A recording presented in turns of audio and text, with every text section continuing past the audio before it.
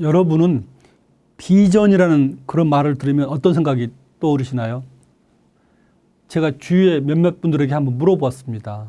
그랬더니 비전하면 뭐 회사에 처음 들어갔을 때 뭐 달달 외웠던 문구 또는 참 좋은 것이긴 한데 실현하기엔 참 너무 먼 목표라는 반응도 보였습니다. 또 어떤 사람은 뭐 회사의 CEO 또는 우리 조직의 임원이 바뀔 때마다 우리 회사에 우리 학교의 총장이 바뀔 때마다 새로 등장하는 캐치프레이즈 이렇게 이제 대답을 하더군요. 비전요? 우리 꿈과 목표가 담겨 있죠. 나는 그 글귀만 봐도 가슴이 뜁니다. 이런 반응은 없었습니다. 그런데 비전이란 마치 바다를 항해해가는 배가 그 목적지, 배의 목적지와도 같습니다. 그것이 국가든 회사든 가정이든 간에 그 비전은 개인에게도 그 구성원들로 하여금 지금 자기들이 하는 일이 어떤 의미가 있는지를 보여주는 것이고 앞으로 무엇을 어떻게 해야 되는지 끊임없이 조율하고 바로잡아게 하는 역할을 하지요. 배가 목적지 보고 하는 것처럼. 그런 점에서 현재 많은 회사, 뭐 국가의 공공기관, 뭐 대학에서 내걸고 있는 비전은 제 역할을 못하고 있다고 판단됩니다. 오늘은 세종이 아주 잘했던 것, 즉 비전을 제시하고 그것을 구성원들에게 공감시켰던 리더십을 공부해 보려고 합니다. 자, 세종이 제시한 비전은 무엇이었을까요? 세종의 정치 비전은 실록에서 여러 차례 보이는데요. 그중 하나 중요한 것이 제5년째인 1423년 여름에 내린 민본 교서입니다. 백성이 나라의 근본이다라는 교서, 왕이 내린 편지인데요. 백성은 나라의 근본이니 근본이 튼튼해야만 나라가 평안하게 된다. 내가 참 덕이 없는 사람인데 외람되게도 여러 백성들의 임금이 되었다. 내 마음속에 가장 중요한 생각은 어떻게 하면 이 백성을 잘 기르고 보살필 것인가 하는 것이다. 나는 우리나라가 앞으로 원통하고 억울한 처지를 당하는 사람이 없게 하고 싶다. 그래서 시골 마을까지도 근심하거나 참 탄식하는 소리가 영원히 끊어지는 나라. 그래서 각자가 모두 즐겁게 일터에서 생업에서 종사하는 나라, 생생지락 하는 나라를 만들고 싶다. 이렇게 말했습니다. 그래서 세종은 백성이 나라의 근본이라는 유교 정치의 정언 명령, 즉 바꿀 수 없는 가장 중요한 말을 언급하고 있습니다. 백성이 나라의 근본이다. 민유방본이라는 레토릭은 중국의 우임금이 내가 천하를 둘러보니 못 배우고 어리석은 남녀들도 모두 나보다 훌륭한 점들이 있었다 라면서 그 무지렁이 백성들이야말로 나라의 근본이니 그 근본이 튼튼해야지 나라가 편안한 법이다 라고 말한 이래로 조선의 유학자들이 늘 언급하는 유교 정치 핵심어였습니다. 세종은 이것을 국가의 비전으로 선언하죠. 그래서 많은 유교 지식인들이 우리 그동안 말하고 외우고 배웠던 것이 나라의 비전으로 됐구나 라고 하면서 개인의 비전과 나라의 비전을 연결시킨 것, 이게 세종의 민본교서입니다. 세종은 이어서 억울함이 없는 나라를 만드는 것, 또 백성들이 즐겁게 생업에 종사하는 것, 각자 일터에서 즐겁게 일하는 나라를 만들고 싶다라고 말합니다. 나라의 근본이 백성이 튼튼해지려면 먼저 원통하고 억울한 처지에 있는 사람이 없어야 한다는 얘기입니다. 사실 그렇게 하기 위해서 세종은 한글을 창제했죠. 그 다음에 그렇게 해야만이 일터가 살맛난다. 억울한 마음에 절대 살맛나는 일터를 만들 수 없습니다. 특히 생생지락이라는 이 말 관련해서 세종은 제위 26년에 권농교서, 농사를 권장하는 도서를 또 말하고 있습니다. 또 거기서 생생지락을 말합니다. 이 권농교서에서 세종은 그간의 자신의 국정 철학을 정리라도 하듯이 민유방본과 생생지락의 정치 비전을 다시 집약해서 보여줍니다. 1444년, 즉 제위 26년에 여러 그 수령들에게 당부하는 형식으로 내린 교서인데요. 이런 말입니다. 나라는 백성으로 근본을 삼고 백성은 먹을 것으로 하늘을 삼는다. 농사 짓는 일이란 것은 참 옷과 음식을 만드는 근본이 되는 것이기 때문에 왕의 정치에서 가장 우선적으로 힘써야 된다. 바로 이 농사 짓는 일, 그 일만은 백성을 살리는 소명이다. 이 때문에 천하의 많은 사람들이 지극한 노고를 마다하지 않고 왕을 섬기는 것이다. 자, 위에 있는 사람이 성심으로 지도하고 이끌지 않는다면 어떻게 백성들이 부지런하게 농사에 힘써서 생생지락, 즉 그 생업을 즐거워하면서 완수하게 하겠는가? 세종은 세 가지를 크게 말하고 있습니다. 그 첫째는 농사 짓는 일의 중요성이죠. 나라는 백성으로 근본을 삼고 백성은 먹을 것으로 하늘을 삼는다. 이 세종이 자주 애용하는 문장인데요. 한마디로 백성 먹여 살리지 못하는 수령, 그런 왕은 자격이 없다는 얘기입니다. 그 두 번째는 국가의 존립 이유인데요. 천하 사람들이 참으로 힘들게 농사를 지어서 나라에 세금도 바치고 왕을 섬기는 것은 바로 백성들을 입히고 먹이는 본연의 사명을 수행하기 때문이라고 말을 합니다. 첫 번째 문장에 이어서 민생 해결의 책무를 강조하는 것이지만 때문이라는 그 때문에 섬긴다는 말처럼 세종은 국가가 백성을 필요에 의해서 국가는 백성들의 필요에 의해서 생겨났다고 생각했습니다. 세종의 말을 들어보면 맨 처음에는 임금도 없고 관리도 없었다. 백성들끼리 서로 모여 살았는데 어떤 일을 해보려고 하다가 지도자가 없어서 마침내 혼란스러워졌다. 그래서 지도자를 추대해서 다스리게 했다. 이른바 국왕추대설을 세종이 말하고 있습니다. 그 세 번째인데요. 백성들로 하여금 부지런히 농사를 지을 수 있도록 수령과 같이 위에 있는 사람들이 성심으로 지도하고 이끌어라, 이런 말입니다. 가장 중요한 대목은 바로 이제 마지막에 생생지락이란 말인데요. 이 말은 원래 서경에 처음 나오는 말입니다.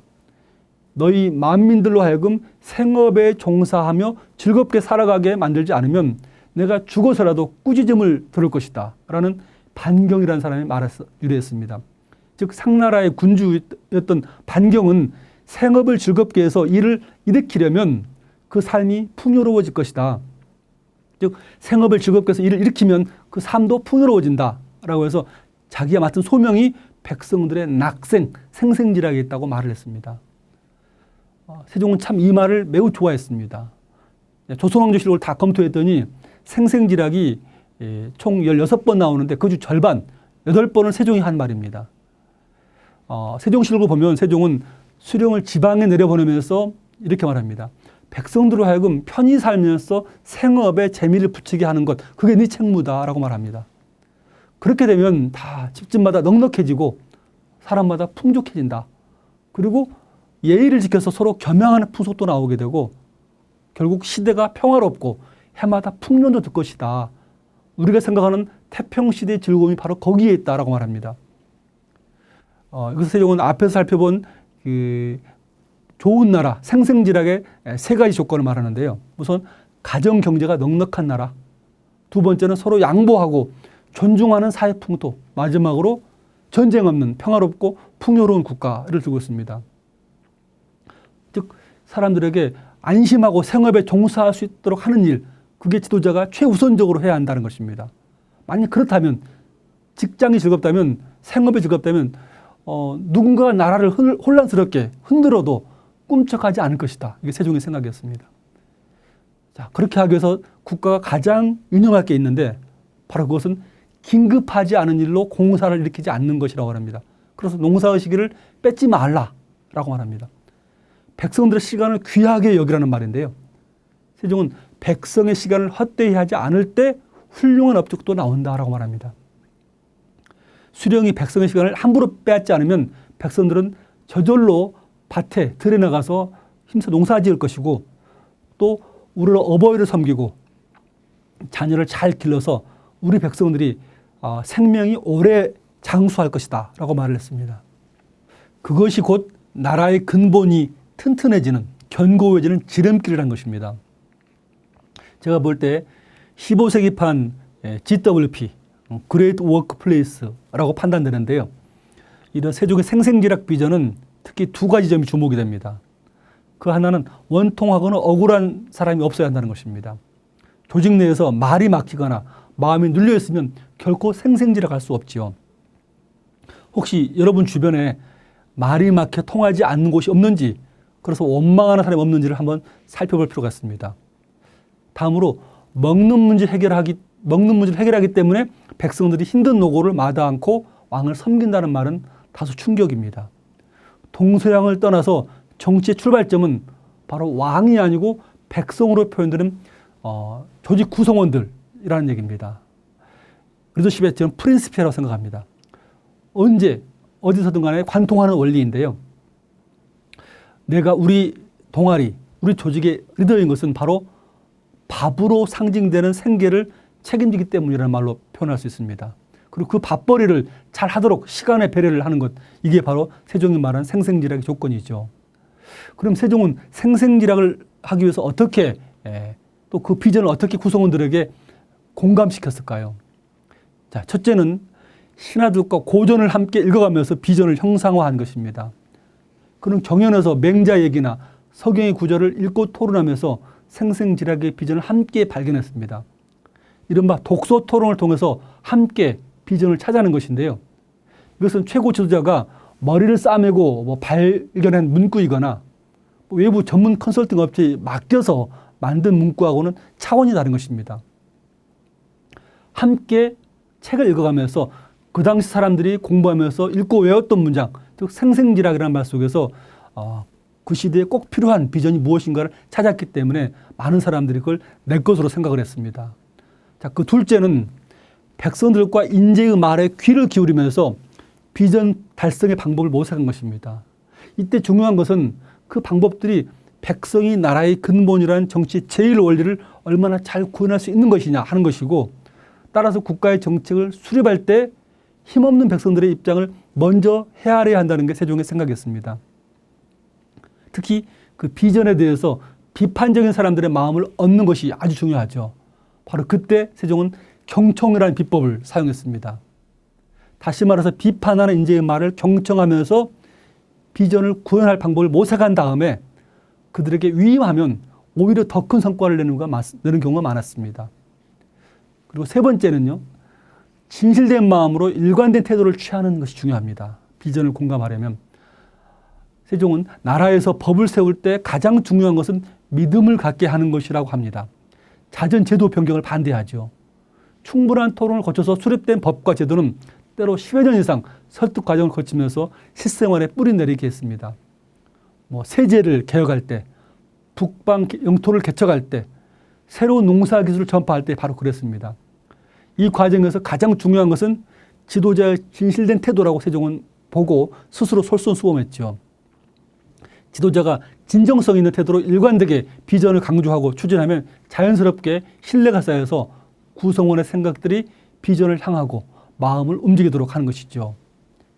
자, 비전은 바다를 항해하는 배의 목적지와 같습니다. 구성원들의 생각을 모으고 마음을 움직이는 힘을 갖고 있습니다. 비전 설정에서 중요한 것은 도달하고자 하는 목표를 가시화하는 것, 영어로 하면 인비주얼라이즈인데요. 가시화해서 공동체의 구성원들에게 공감시키도록 전달해 주는 것입니다. 아무리 고상한 목표를 제시한다 하더라도 그것이 구성원들의 희망과 동떨어져 있고 인재들의 마음을 움직이지 않는다면 결코 힘을 발휘하지 못합니다. 그 점에서 세종이 제시한 생생지락이라는 것은 매우 인상적인 비전입니다. 백성 모두가 자기 일터에서 신명나게 일하는 나라를 만들어보자 라는 것보다 더 백성들의 생각을 모으고 인재들의 마음을 움직일 수 있는 비전이 또 있겠습니까? 세종은 그 비전을 신하들과 더불어서 책을 읽고 토론하다 찾았습니다. 그 비전을 달성할 수 있는 방안 역시 신하들의 의견을 경청하는 데서 발견했죠. 그리고 일관되고 진실된 태도를 견지해서 구성원들이 그 비전을 자기 것으로 받아들이겠습니다.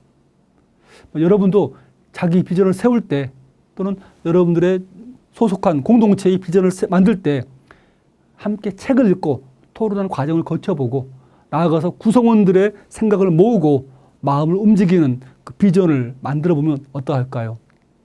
네, 고맙습니다.